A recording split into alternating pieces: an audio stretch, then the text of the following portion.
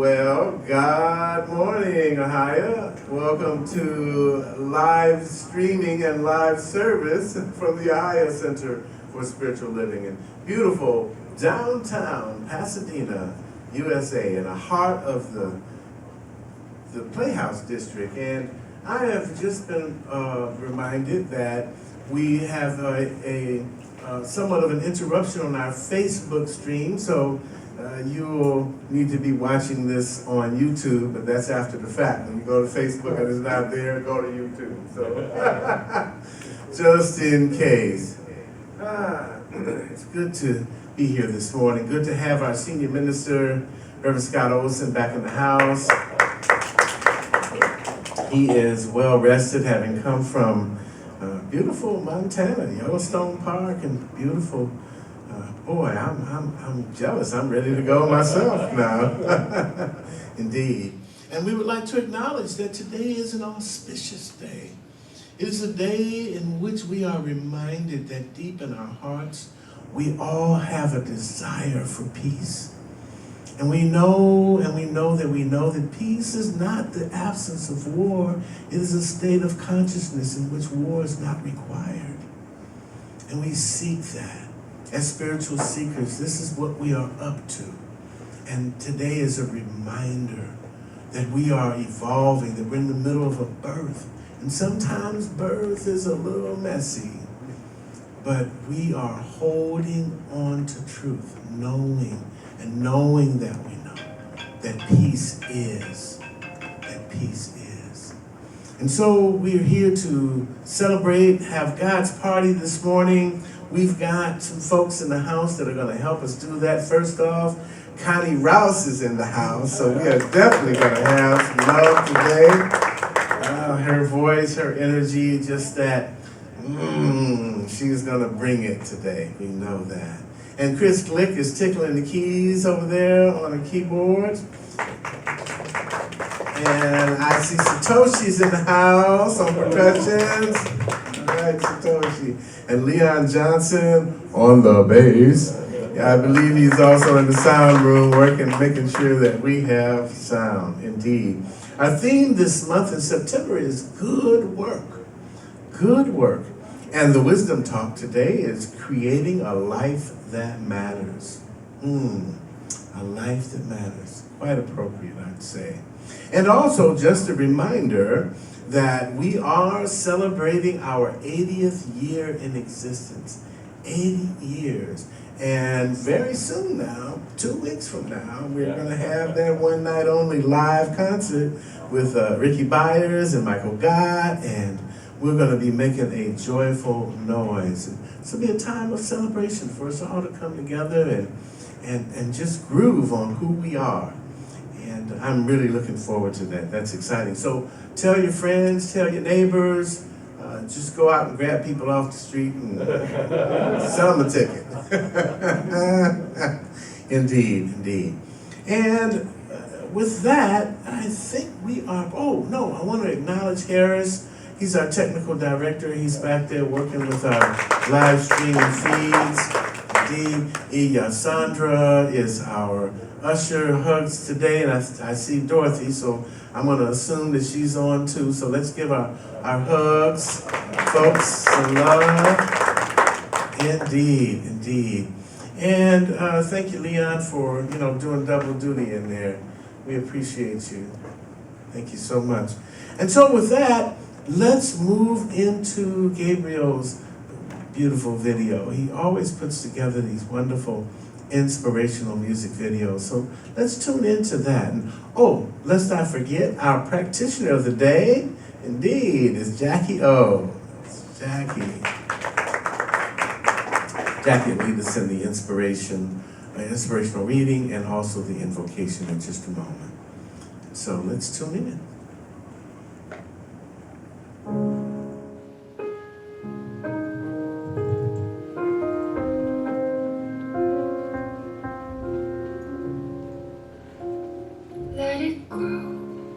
Let it grow right off your shoulder. Don't you know? The hardest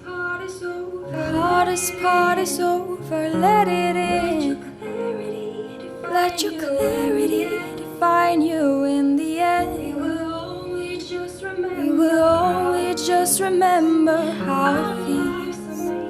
Our lives are made in these small hours, these little wonders, these twists and turns of fate. Time falls away. These small hours still remains.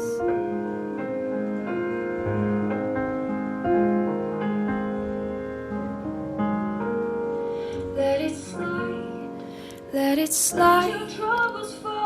Let your troubles fall behind you. Let it shine until you feel it all around you. And I don't mind if it's me you need to turn to. We'll get by. It's the heart that really matters in the end. Our lives are made in these small hours, these little wonders, these twists and turns of fate. Time falls away, but these small hours still remains. All of my regret will wash away somehow, but I cannot forget the way I feel right now. Our lives are made in these small hours, these little wonders, these twists and turns of fate. Time falls away, but these small hours still remain.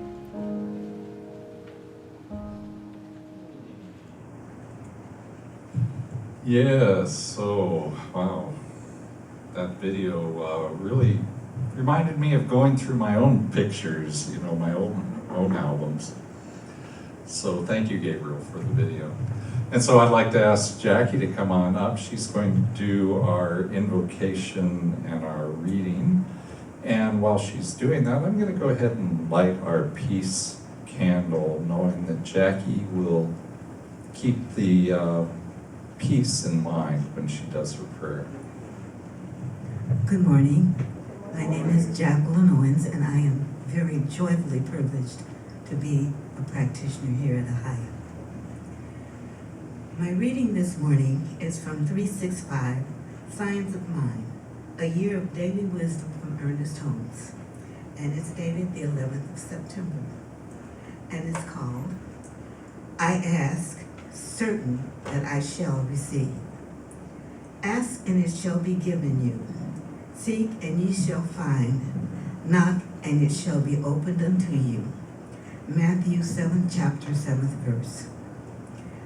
Ask, and it shall be given unto you is the greatest promise of the ages, and has within it the greatest possibility ever experienced by the mind of man.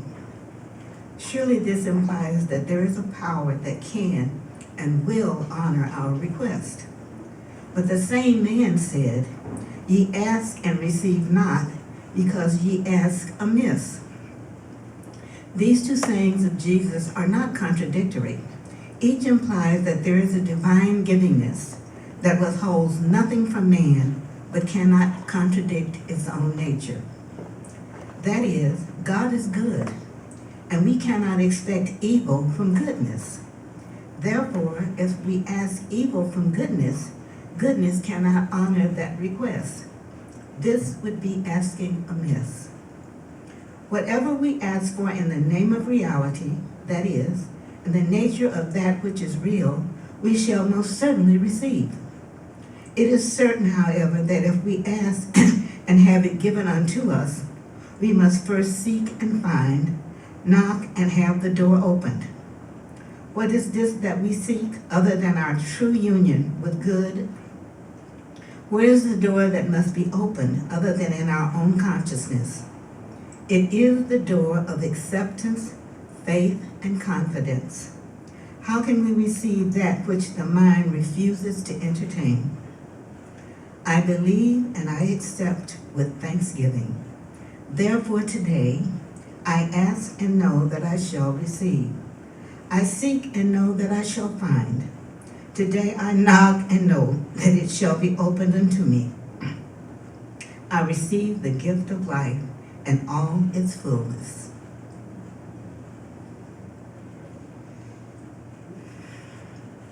Please join me. Close your eyes if you need to. Feet planted firmly on the floor, and feel the power of God within. There is only one creative intelligence, one love, one peace, one joy, one unlimited abundance and prosperity. There is only one life, and that life is God's life. And because I am a part of everything that God is, I'm a part of God and He is a part of me. That which God is, I am. That which I am, God is.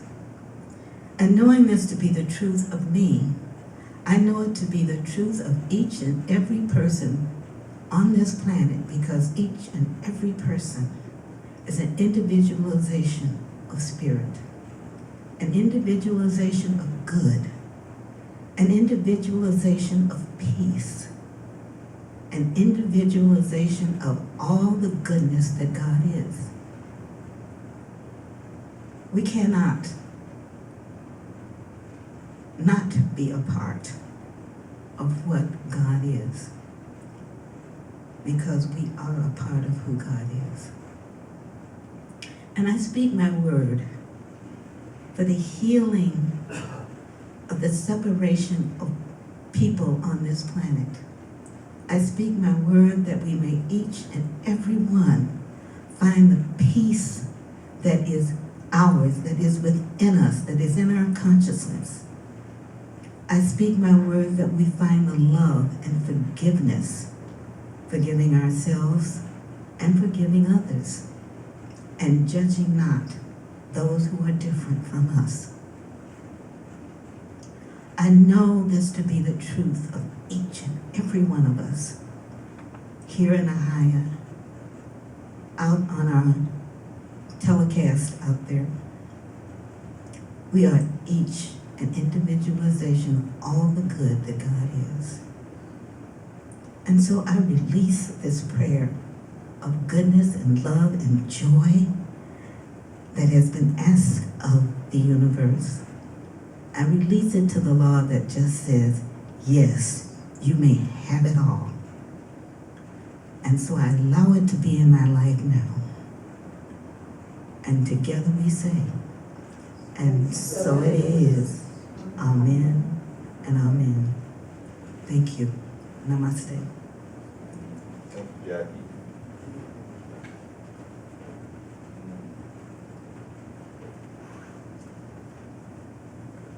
Am I on? Yeah, there we go. All right. So now I'd like to go ahead and welcome Connie to come on up. And while she's coming up, what I'd love for you guys to do is just give a nice Ahiah warm welcome to the people around you. You can just wave, and we don't have to hug right now, but yeah, say hi. All right. Connie, take it away.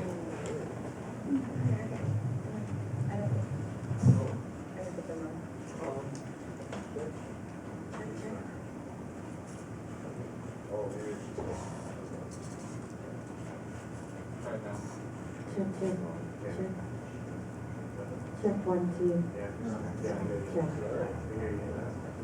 Check 1, 2. Okay. Good morning, Ahiah. I am, as always, very, very happy to be here with you. Happy Sunday to you. This song that we're going to do was written by Lori McKenna as a message to her young children. She wanted to give them something to live their lives by. And although a very simple message, a very beautiful and powerful.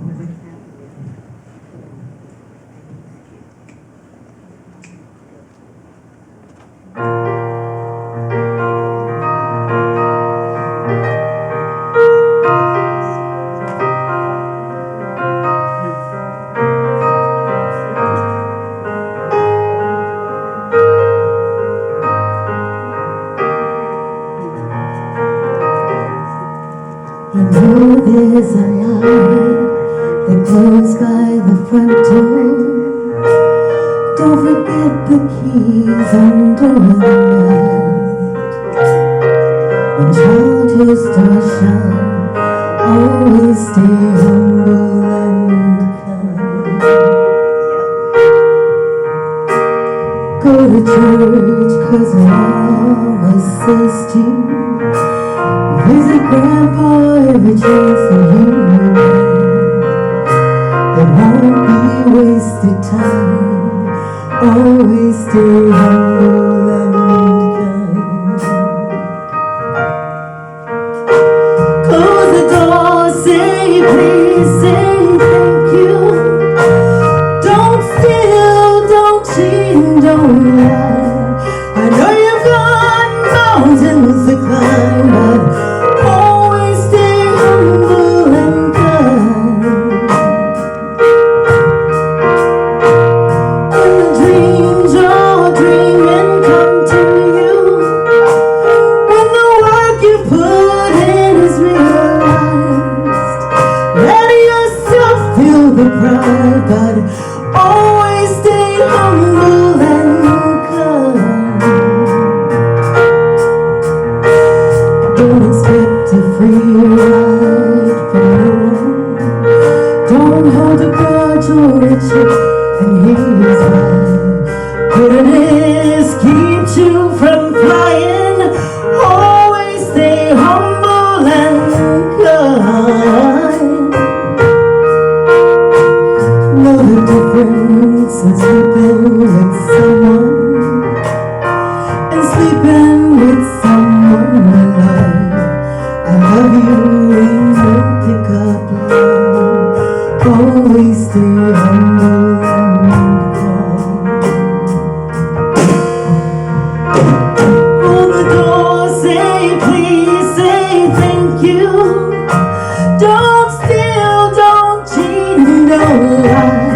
I know you've got mountains to climb, but always stay humble and kind. When the dreams you're dreaming come to you, when the work you put in is realized, let yourself feel the pride, but always stay humble and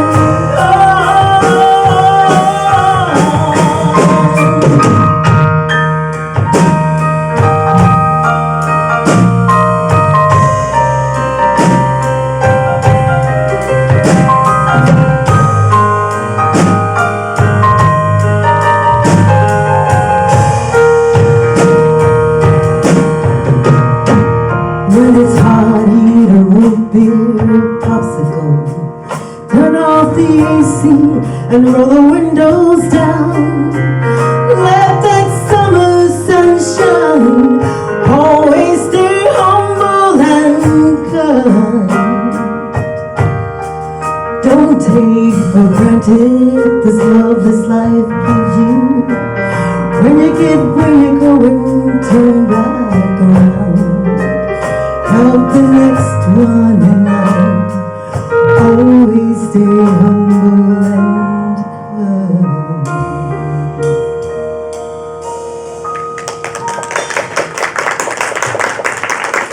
Thank you, Connie. Those are great reminders for us all the time, isn't it? Stay humble and kind.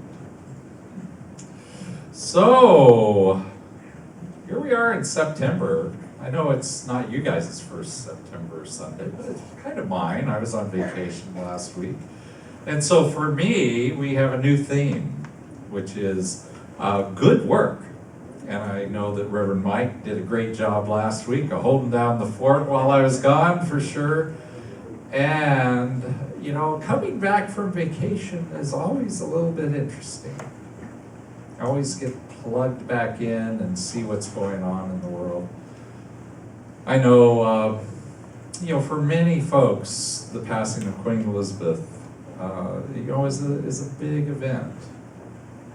It's interesting how, you know, this theme of good work is come up with her passing, because I think she kind of exemplifies what it means to have, be all one thing. Your work and your life are the one thing. I don't think she could be anything but the Queen of England. I don't think she had any time when she just said, no, I'm not the Queen, I'm just Elizabeth. And so, it's a good time for us to kind of think about that. What does it mean to, work and live? Does it mean that I have just this one way of being? Or do I have two ways of being, or many ways of being? We're going to be talking about that. But it really does bring up this topic then of work-life balance. We all know that term. We've heard it, I'm sure. It's been around in the news forever. And in this way of work-life balance, what we're talking about is work as in the place that we earn our money, maybe, but maybe not, because many people do work where they're not paid. You can think of parents, especially the parent who might stay home and take care of the kids. There's no paycheck for that, but it's definitely work, doing that, raising kids. All sorts of things along those lines. And then life is meant as your personal life, and so we are expected to have a balance between these two. But balance doesn't mean, I have a 24-hour day and I sleep for 8, and so I split my time between one or the other. That's not what balance means. It means that I'm fulfilled in each aspect of my life. In the work and in the life, I have a fulfilling way of being for both of those. And so, unfortunately, what that means is that if you hate your job, for instance, you can never live a work-life balance. You'll never achieve work-life balance. And it also means that if you hate your life, if you're in a bad marriage, or you have family issues, or friend issues, or home, you're just not happy in your home, then you'll never achieve this famed work-life balance that we want to achieve. So, we're going to talk more about this. That's really kind of what we're going to be talking about, is how do we live a life where everything is fulfilling? That's our point. That's really what we want to try. I find it interesting that, when I think of this work-life balance, and I think of prayer, I find that work-life balance kind of covers all the areas of prayer. When I do a group prayer, if I'm in a room with maybe 10 people or something, and I ask them, what do you want to pray for? What do you want prayer for? And I'll ask all 10 of them, and I'll do one prayer. And so I call this a group prayer. I don't know what the proper term for it is, but that's what I call it. I call it a group prayer. And when I do that, what I do is I listen to their requests, and I put it into 4 different buckets. And then I pray for each of those buckets and all the people that were in each of those buckets. And so the first bucket is wealth. How is money and that whole arena of life doing? And then another one is relationships. And those relationships can be all sorts of relationships. We've got, not just personal romantic relationships, but we have relationships with all sorts of people. We have relationships at work too, don't we? And then creativity. Creativity is a big piece of our life. We don't necessarily always look at it that way, but we yearn to be creative. I'm going to talk some more about that in a little bit. And then, of course, health. How is our physical body and our health doing? And I would say that includes our mental health, too. And so work-life balance encompasses all of those aspects. You sort of have to be balanced in those things, those 4 aspects, in order to achieve work-life balance.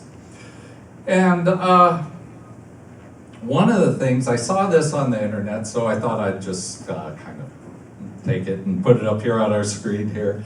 But it's 6 ways to achieve better work-life balance. And I won't spend much time on these, but I do want to go through them because I think this is actually really good information for us. It says the first one is donate your time, experience, or finances. And the reason for that is because as you donate your time, experiences, finances, you get into the giving and receiving mode, that flow of life, that circle of life. And you know, we are, right now we have a team, a prosperity team that's working, and we're putting on our annual Awakening Abundant Living prosperity program coming up at the end of October and into November. So we'll be doing 4 weeks, and we'll be talking a lot more about that. It says to find a mentor, provide advice and insight. And you know, it's not, we oftentimes get hooked on, I need this mentor who knows all of this stuff. The truth is most of the time all we need is somebody who will listen so that we hear what we're saying, right? So don't worry about, you know, finding the exact right mentor. Find somebody who's safe. That's probably good enough. Plan your vacation days off in advance. I'm coming back from vacation. It's a good thing. My mentor actually last year told me this. You know, after working with him for 5 years, he finally told me, Scott, make sure you have your vacations planned a year in advance so that they become the big rocks, right? And you start putting the small rocks around those. And then prioritize your top tasks each day and do those. You know, only 1 or 2, that's all it takes. Because most of the time we feel out of balance when we just are not getting anything done. So we just want to have a few things to do each time. And then take time to rest, both mentally and physically. And then add exercise as part of your daily routine. So just some tips on how to achieve a little bit better work-life balance. But now I'm going to ask Reverend Mike, come on up. He's got a power talk he's going to give us.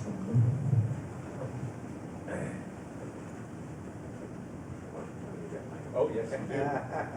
Thank you, Rev. I appreciate the reminders, especially that one about planning your vacation a year in advance. I'm already on it. I am on it. Oh, yes, yes. So we're talking about work. And last week I shared with you about life work that makes the heart sing. And when I think about work, you know, the topic of peace comes forward. And there's a lot of reasons for that. You know, I grew up in the south side of Chicago. I experienced a lot of things that were not like peace growing up in the streets. And I think that served to be a motivation for my life work turning up the way that it has. I became a conscientious objector very early as a young teenager. Got involved in the peace movement. Today, my prison work is about peace.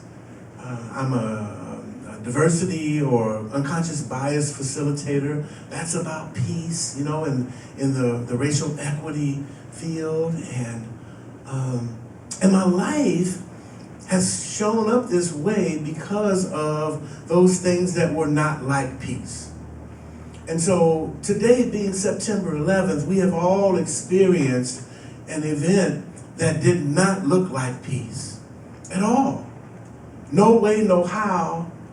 And yet, I saw this quote this morning after my meditation from Holmes, and it says, it's from Creative Living. It says, what we see comes from what we do not see. Through some inner intelligence at work, which knows that there is no power but itself. I'm going to say that again because it really struck me this morning. What we see comes from what we do not see. Through some inner intelligence that's at work that knows that there is no power but itself. And so In Jackie's prayer this morning, she alluded to there is not a spot where God is not. No matter what it looks like, God is in it. And that often what brings that to our awareness is that which does not look like it. To give you an example of that, 35 years ago today was the date of my last drink. I'm in long-term recovery. I was 11 years old when I started, and I was 33 when I ended, so do the math. But I want to let you know that 35 years ago, it did not look like a life of peace for me. It was the exact opposite of that, which brought about the presence, the awareness of a power that knew that there was no other power than itself. You see, I have learned that we find out who we are by having been who we are not. You see? We find out who we are by having been who we are not. We have a story in our midst, in our consciousness, that mankind is just violent, there's always been wars, there's always going to be wars, blah, blah, blah, blah. It is not truth. It is not true. It is a lie appearing to be the truth. Because what we know in this philosophy is that God is, that peace is. And if it's anywhere, it could be everywhere. Except we are the ones to call it forward. We are the ones to make it happen. That's who we are. And, the vast majority of humanity is still lost out there in that dream and that belief that, well, we're always going to have war, and if that's just the way it is, you can't fight City Hall, and the war machine is going. I'm here to tell you that at 14 years old, I witnessed the people of this country, stop the Vietnam War, and I was a part of that. We did that. We stopped a war that was taking kids off of my streets, in my neighborhood, my friends, and sending them off to Vietnam because they were young and poor, and voila. And we stopped it. And if we can do that, we can do this. And that, I believe, is what we're up to. That is the essence of peace, in which we manifest a consciousness in which war is not required. And it starts with our inner peace. It starts with our own healing, with us planning our vacation a year in ahead, as simple as that might seem, right? Because when we have peace inside, we can share peace with our neighbor. We can share peace with others. And then we can begin where two or more are gathered. We begin to talk about how can we create peace in our community, in our beloved community, right here. And then on our block. How can we create peace with the people, the kids that are living up under the freeway down here? How can we create peace with the people who are food insecure in our community? How can we create peace with our own ancestry, our own personal story?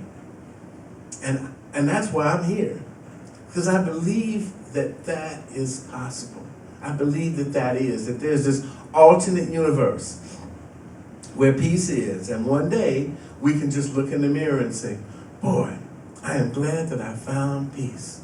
And here it is, I'm looking at it right now in the mirror. Yeah? So that's what I'm excited about. And that's why I'm grateful that you're all here.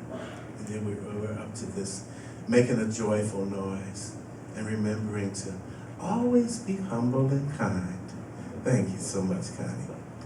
Namaste, family.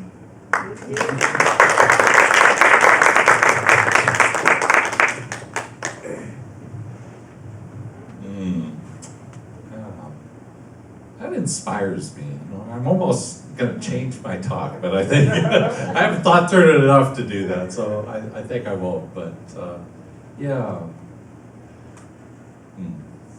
So here we are with this talk title of Creating a Life That Matters. Creating a Life That Matters. It's a a powerful statement, I think. It has three powerful words in it, doesn't it? Creating is a powerful word because it nods at the creativity that God is, that Spirit is. And because God and Spirit are creative, so are we. That's what we teach, that we are all that Spirit is. And so we have creativity, and then we have life. I don't know about you, but life matters to me. At least my life does, right? You've got to start there. And then, because my life matters to me, your life matters to me. And then matters. Just that word, wanting to matter.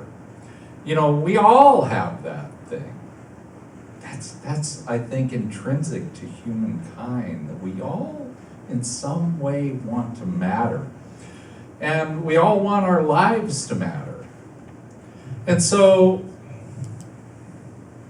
that part, wanting our lives to matter, is so fundamental to us. And I really do think that that's where our current society, as it is today, that's one of the places where it doesn't do a very good job for us. In America, we've had, for quite a while, generations now, we've had a real emphasis on individuality. And I'm not saying that's wrong, right? Because I, as an individual, love being my own self as an individual. But somehow what we've done is we've run towards individuality, and we have forgotten and kind of stripped away the place that we have to live within society, within other people. And it's more all the time that we keep pressing these individual rights to the place where sometimes we don't even know what's right from wrong. And so what has happened because of this is I feel like we feel disconnected. We feel disconnected from society, from the people around us. We feel a little disjointed.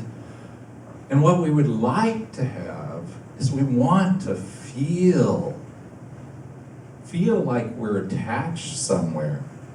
When we look at where things go wrong in our society, sometimes it's based on that particular issue of people don't feel like they belong. If you've talked to kids that have been in gangs, have joined gangs, and you talk to them, what do they tell you? Some of it is they tell you that they joined a gang because they wanted to be safe. They didn't feel safe, and joining a gang made them feel safe. But that's not the underlying reason, I don't believe. There's also this huge draw towards gangs of feeling like you belong somewhere. And so they join these gangs to feel connected, to feel like they have a place, they have a family, they have people who care about them, even if the way they care about them is a little odd. And then we look at people who are addicted. Addictions in America, run rampant. And why is it that there are so many people that are addicted?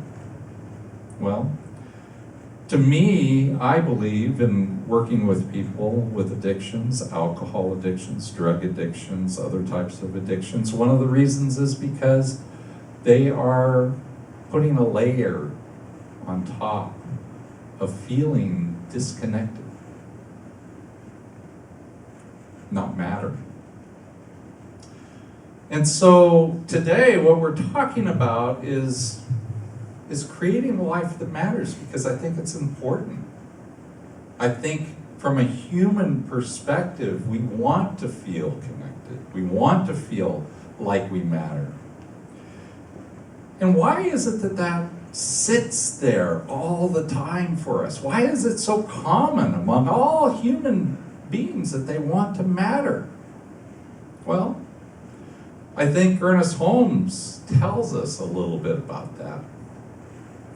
He says, the insistent and universal desire for self-expression is the divine urge within us, even God himself, tapping at the walls of our heart, urging us on to a fuller life. So there's this basic relationship with spirit, that we are these creative, individualized expressions of the divine that we are, that we have all the power of spirit behind us.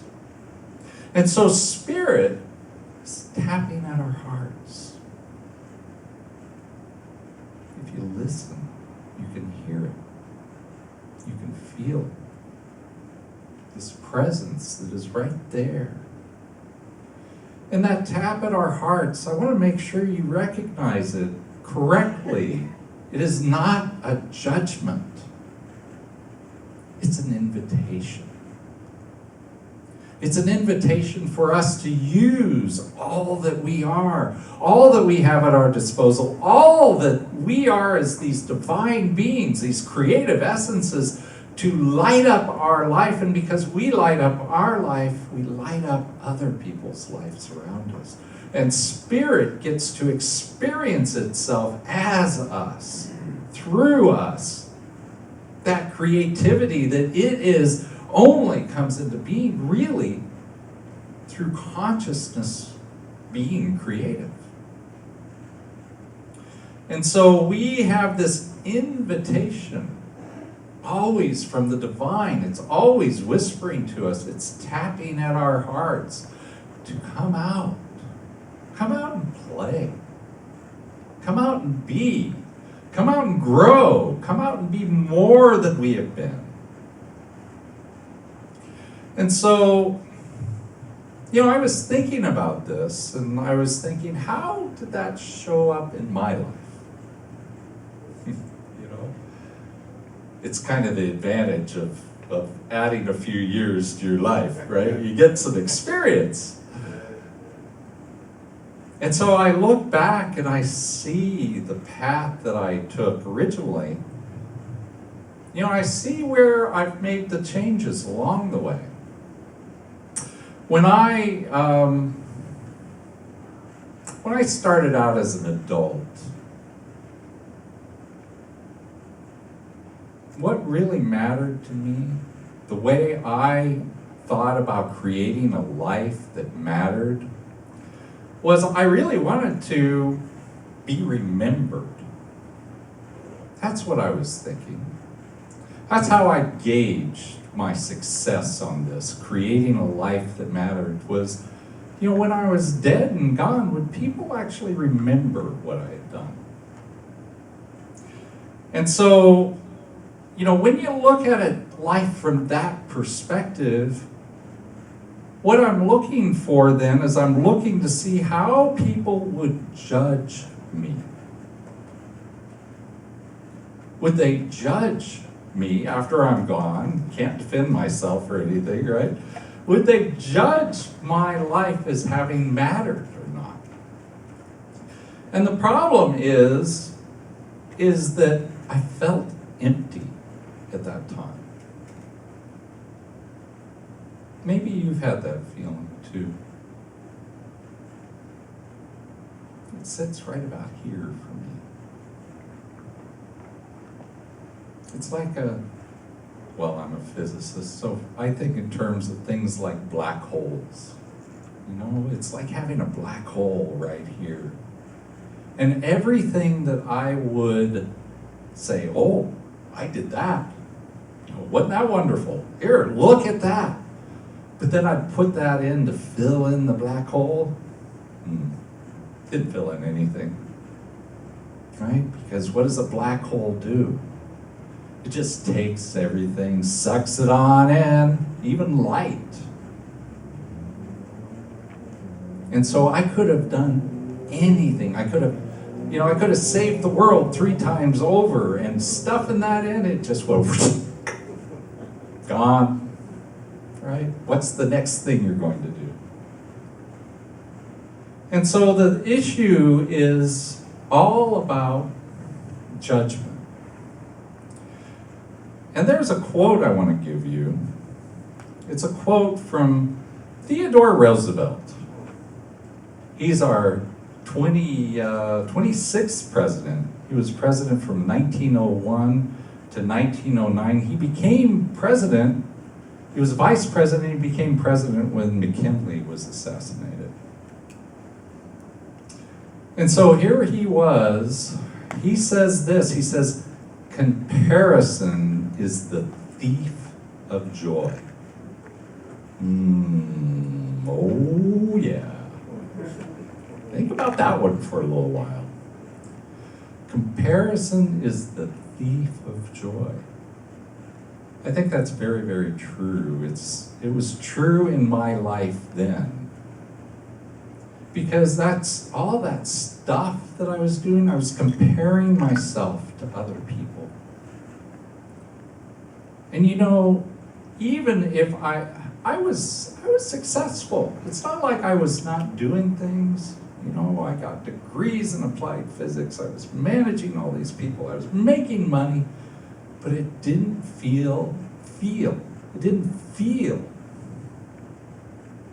like my life mattered. And I could always in those days, I could always compare myself to somebody else. Find somebody else that was doing it better. And that's the issue. Even if it could be that their life wasn't any better than mine, maybe even worse, who knows? But in my mind, they were.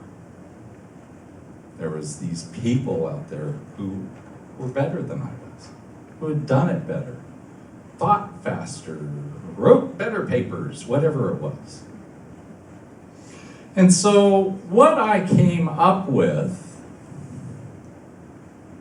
is that this is about doing versus being. This way of living is about what you're doing versus who you are. And so when we're doing versus being, what we're doing is we're living in a comparison, a life of comparison. I don't really compare myself against other people in doing, or in being, I mean. You know, I don't really know that it's possible, because I might compare myself to somebody and say, oh, they're so much more loving than I am. That's kind of a being quality, right? And yet, how do I judge that? How do I know that? What am I basing that on? I'm basing it on what I see about their doing. I don't know anybody's beingness, really. I only can judge how they're being through their doing. So it really came back to this judgment about being. My major way of being at work was, you know, I thought that I needed to leave a legacy behind me. That legacy of work, I worked at the same place for 30 years, that I would build up this career to the point where when I left, everybody would know my name. What I started to realize was, as I started to move around the company, you know, and I'd be gone for 6 months, and I'd kind of go back to my old area, and they're like, oh yeah, we remember you, I think. I'm exaggerating that a little bit, but that's the way I think it actually goes, right? So this idea of our work determining our life that matters, boy, if you're still on that boat, I suggest you get on some other ship, right? Because it's just not one that holds true.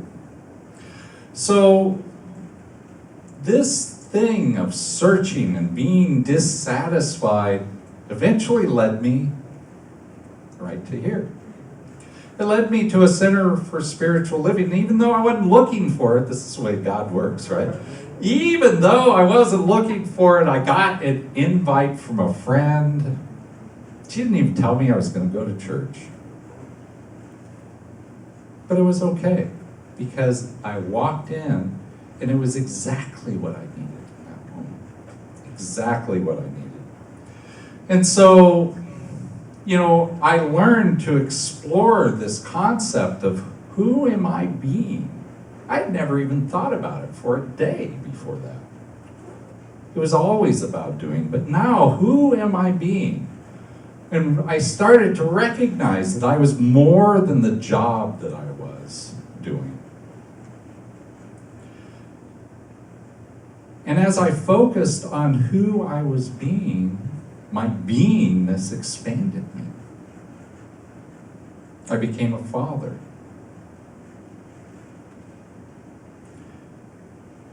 I became a minister.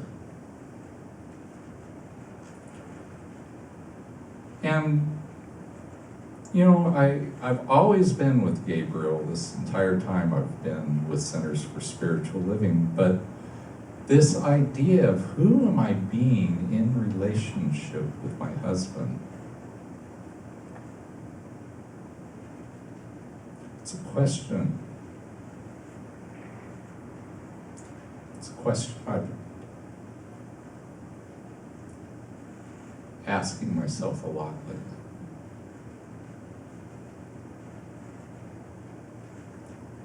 But it's a question that has a place.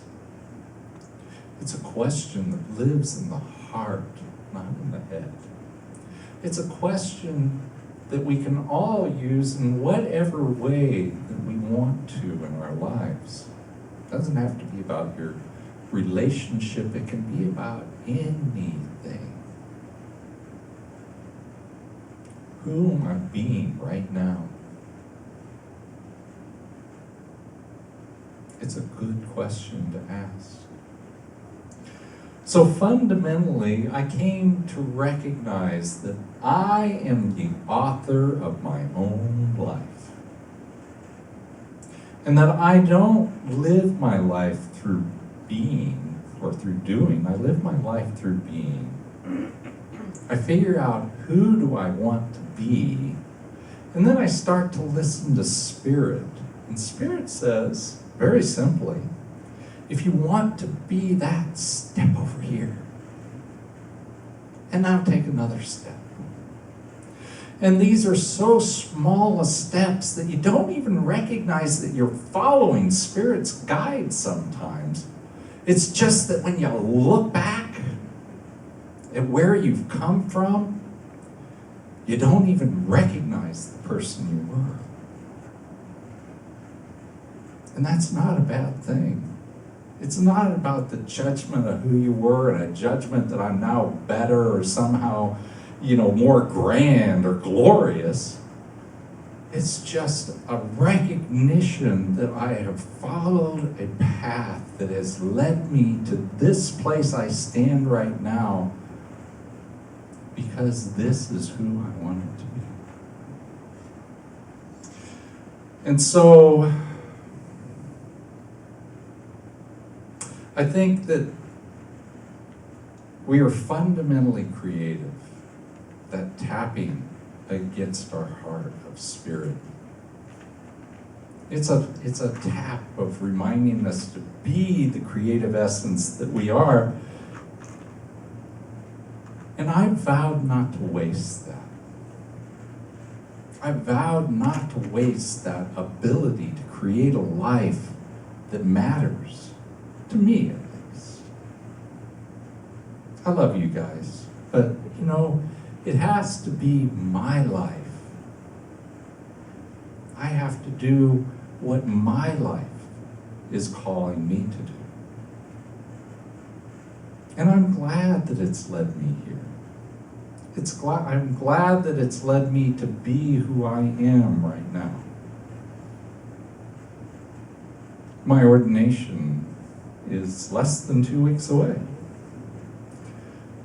And if you don't know, basically ordination, I've been a licensed minister for years, but ordination is this ceremony where you basically kind of get married. You say, I'm going to be a minister forever. That this is a calling that is the rest of my life in its way. Doesn't mean always, I'll be here as a senior minister at Ahiah until I leave the plane. But it means that this calling of being a minister is my calling, and I want to really hang my hat on. And so that's less than 2 weeks. And so I have an affirmation for you. It's showing up on our screen. Let's say it together. I am essential to the works of life. Let's say that one more time. I am essential to the works of life. And so as you go out into your week, this coming week, what I'd like you to do is I'd like you to really kind of think about, what does this word work mean for me? When I say good work, what does work mean? Where does it live in my life? And then go out and seek for that still small voice, that tapping on our heart. Go out and actually listen for it. It's quiet. It's a quiet tapping, but it's there. And ask yourself, how is Spirit then asking me to be creative? And then think about comparison, right? Comparison is the thief of joy. So think about, how is this being the thief of joy for me? How do I get away from comparing myself in all the different ways that it shows up? And of course, if this is at all confusing to you, you're not quite sure what to do, then as I always say, just let Spirit guide you. Thank you, and namaste.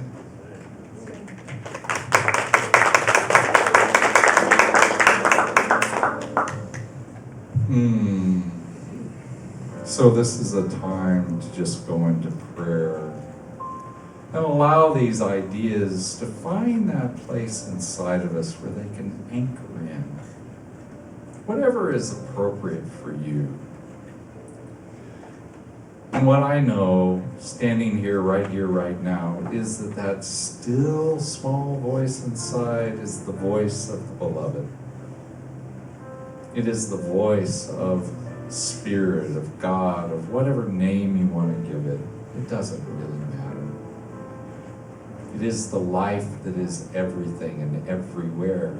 It is the life that speaks to us and whispers to us and knows us to be the same life, the one power, the one presence, the all-loving peace that God is, the wholeness, the order, the harmony, the freedom, and everything else that Spirit is. And as I know that to be the truth of God, I know it to be the truth of myself, I know it to be the truth of you, that we are that life, we are that power, we are that presence, we are the eternal now moving through us and as us. And all we need to do is just think. Just think into this one creative essence, and that creativity that is inherent within us springs forth eternal, and we create a life that matters with ease and with grace. And we know absolutely that Spirit has always been guiding us. This is guiding us right now. It's guiding us with that still small voice, with that light tapping on our heart, telling us that we are creative and that our creation is good, very good. And so I know as we move out into the world that essence of Spirit follows us as it must always do, because it is everywhere. And that our love and our life and our families and our health and our wealth, all of those things are naturally tended to. And that our life always, always, always is spiraling upwards, because that is the way Spirit works. And for knowing that, I just give thanks. And I release this prayer to the law, knowing that it's already fulfilled in the mind that God is. And I say life and God are good and very good. And together we say, and so it is. Amen and amen. Thank you, Chris. And so now is the time for our conscious contributions. And I know that many of you, especially those of you online, have already given. If you are here today in the sanctuary, then there are offering envelopes that you can put your offering into, your conscious contribution into. And we have Sandra and we have Dorothy coming up the sides here. And if you are online right now, I apologize about the Facebook, but hopefully you're catching us on YouTube. And there are 3 ways to give online. One is by going to our website, ahiah.com/donate. Another one is to text the word give to 616-229-2225. And then you can always send a check into Ahiah. We love seeing those. I love the little love notes that you guys give me for those too. So I love to have those. And I have a blessing for the contribution that I'd like us to say together. So it's showing up on the screen. Let's say it together. This gift I give is God in action. I send it forth with joy, confidence, and ease. I am blessed by the law of giving and receiving as I now share my gift with life. Pressed down, shaken together, and running over. And so it is. Amen and amen. And so now I'd like to ask Connie to come on up. She's going to do our second song for us.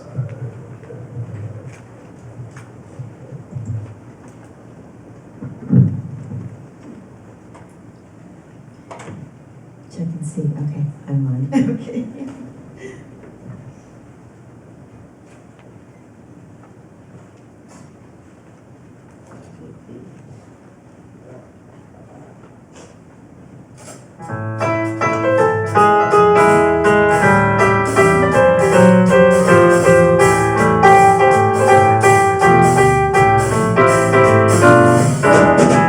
The sky smiling at me, nothing but blue skies do I see. Bluebirds singing a song, nothing but bluebirds all day long. I never saw the sun shining so bright, never saw things going so right. Noticing the days hurrying by, when you're in love, my they fly. Blue days all up and gone, nothing but blue skies rolling down.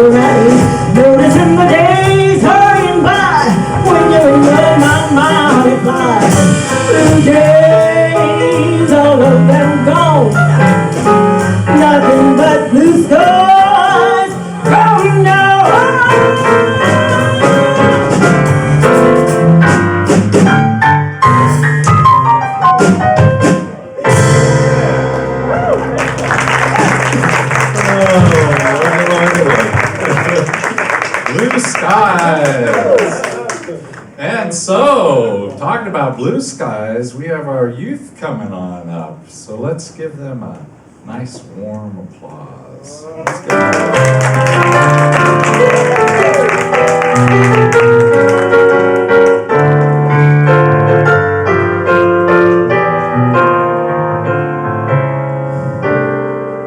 Good morning. Good morning. We had quite a lively gathering today. We've been talking about how our thoughts create our reality, and today we did a demonstration of that. And Durai would like to tell us how we did it. You want to do it? Okay. I wanted to be a Pokemon trainer when I grow up. And so what did you do? How did you, so both girls sat across from each other with blank pieces of paper, and Harper did not know anything about a Pokemon trainer. And Durai described it to her in shapes and colors and how to draw it. And so it was just a demonstration of taking the invisible and making it visible, and how we do that with our dreams and how we grow our ideas. And yes, and that's what we did. And I would say that Malachi and I were out IQ'd by quite a bit this morning. It was pretty amazing.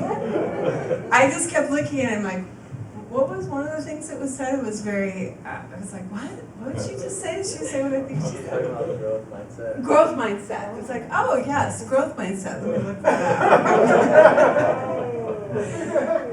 I just want to make an announcement that Women's Circle is going to be this Friday. It's at 7 to 8:30 on Zoom, and invite everybody to come. This month our theme is friendship and trust. And our tagline was, we're just going to discuss all the aspects of women's relationships with other women, the good, the bad, and the ugly. So it'll be fun. We'll make it very fun, and yeah, that's it. Thank you. growth mindset. That's going to have to find its way into a talk somehow, don't you think? All right, so I want to remind you, we've talked about the musical that's coming up. We've got Ricky Byers and Michael Gott, two of my favorite singers within the spiritual movement ever. And so we are blessed to have them at the Arcadia Performing Arts Center, less than 2 weeks away. So if you haven't got your tickets, if you haven't gotten your relatives to buy tickets, you know, you got a little bit of time, but not too much. So go ahead and go out there, see what you got. And then my ordination, we spoke about that. That is a week from Saturday, so 2 weeks from yesterday. We had 60 meals bought. We've sold out, quote unquote. The meals are free, but we have 60 people, more than 60 people that have signed up for the meals. So right now, I don't have any room for more meals after the ordination, but there is plenty of seating spaces here in the pews. Everybody is welcome to come for the ordination ceremony. It's 1 o'clock. The ministers were asking to come in at 12:30. I think it's 12 or it might be 14 ministers coming in. So there's going to be lots of people coming in. It's a big to-do for CSL. And then we have the book study. I understand you guys are doing the same book over. Perfect Power Within You. We've had some great results. People have loved this book, and it's a deep dive type of book. And so this is Jack Addington and Cordelia Addington's books. And so they're doing it over again. So if you missed the beginning before, tune in 7 o'clock on Tuesdays. And I want to remind you, we have 10 wonderful practitioners here. And some of them are here available today. If you're here today to do prayer, why don't you stand up? I know I have Chris here, Myrna, Reverend Mike, Jackie's in the back. So if you guys are interested, need prayer, those are the folks to go see, and myself also.